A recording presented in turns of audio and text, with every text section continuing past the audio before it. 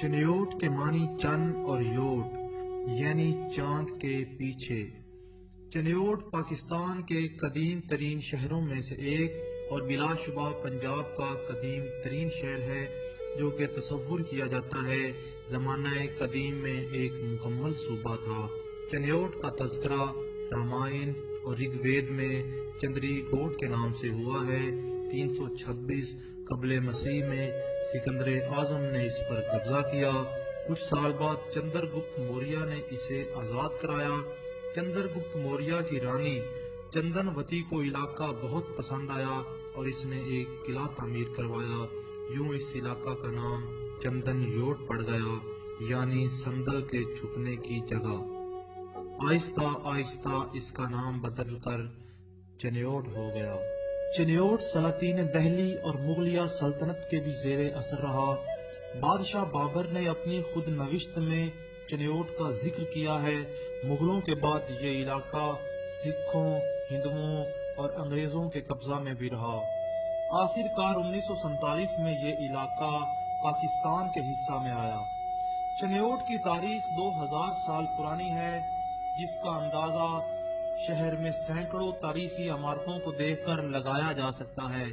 چنیوٹ پاکستان کے صوبہ پنجاب کا 36واں ضلع ہے، جو دریائے چناب کے کنارے آباد ہے۔ چنیوٹ کو ضلع کا درجہ فروری 2009 میں دیا گیا۔ چنیوٹ کی آبادی تقریباً 16 لاکھ کے قریب ہے۔ تاریخی اہمیت کا حامل شہر انتہائی زرخیز ہے۔ زیادہ تر لوگ کھیتی باڑی کے شعبہ سے وابستہ ہیں۔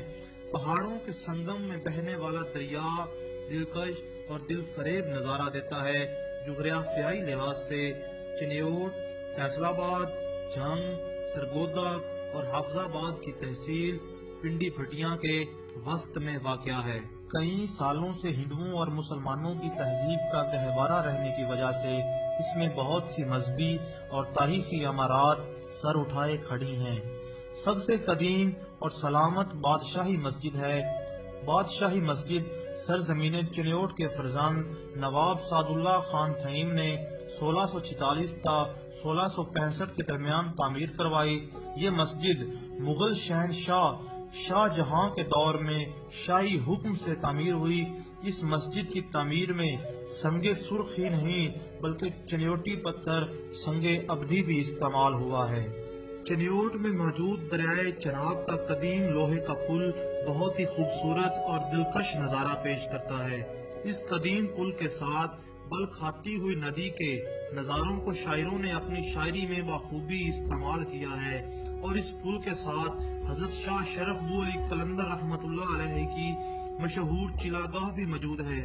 پورے پاکستان میں چنیوٹ کا قدیم پل، بل کھاتی ندی، دریائے چناب کا بہتا پانی، لہلاتے کھیت اور خوبصورت پتھریلے پہاڑوں کے درمیان موجود چلاگاہ کا کوئی ثانی نہیں۔ چنیوٹ کی تاریخی عمارات میں سے ایک تاریخی عمارت عمر حیات محل المعروف گلزار منزل ہے۔